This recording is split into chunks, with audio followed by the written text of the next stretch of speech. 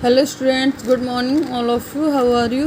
बच्चों, आप सभी अपनी प्रेजेंट क्लासरूम में परसेंट करेंगे और देखिए सभी हिंदी माधुरी की बुक्स निकालेंगे। पेज नंबर 54 ओपन करेंगे। सभी ने हिंदी माधुरी की बुक्स निकाली, पेज नंबर 54 ओपन कर लिया। देखिए सबसे पहले डालेंगे आज की डेट और इसको रीड करना है, ठीक है। मैंने कल आपको यहाँ तक रीड कराया था। अब देखिए, लक्ष्मी ने फिर उसकी झोली में मोहरें डालनी शुरू कर दी।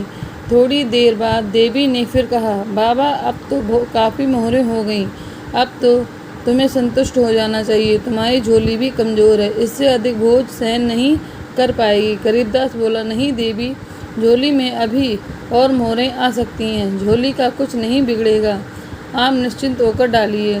देवी ने कहा, जैसी तुम्हारी इच्छा। और मोहरें फिर छन करती हुई भिखारी की झोली में गिरने लगीं। थोड़ी देर बाद देवी फिर रुकी और भिखारी को समझाते हुए कहा, बाबा अब रहने दो, काफ़ी मोहरें हो गई हैं, इनसे तुम्हारी ज़िंदगी आराम से बीत जाएगी।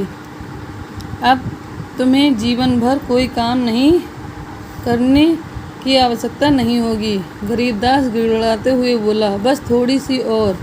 देवी बोली, लेकिन तुम्हें याद है ना बाबा कि अगर मोहरें नीचे गिरी तो मिट्टी हो जाएंगी।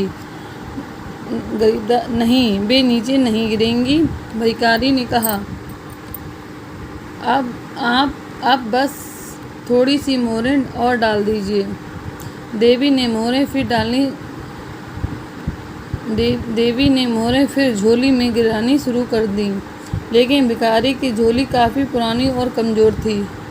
वह अधिक मोहरों का बोझ सहन न कर सकी। एक ही झटके में झोली फट गई और सारी मोहरें धरती पर गिरकर मिट्टी हो गईं।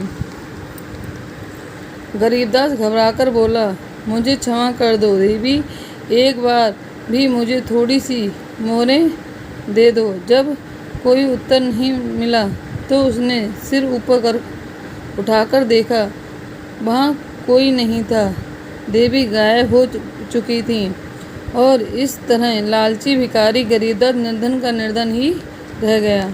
देखिए, इस कहानी से हमें क्या शिक्षा मिलती है? इस कहानी से हमें यह शिक्षा मिलती है कि लालच एक बुरी बला है और हमें कभी भी लालच नहीं करना चाहिए, इससे बचना चाहिए। यद्यपि इसे बचना बहुत कठिन होता है, फिर भी हमें कोशिश करनी चाहिए, क्योंकि यह हमें किसी परेशानी में भी डाल सकती है। जैसे कि गरीबदास का लालच बढ़ता रहा और वह माँ से मोहरें मांगता रहा।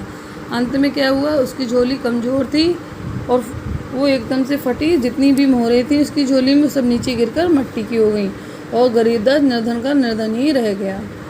ठीक है, इसको अच्छे से रीड करेंगे। Okay, thanks.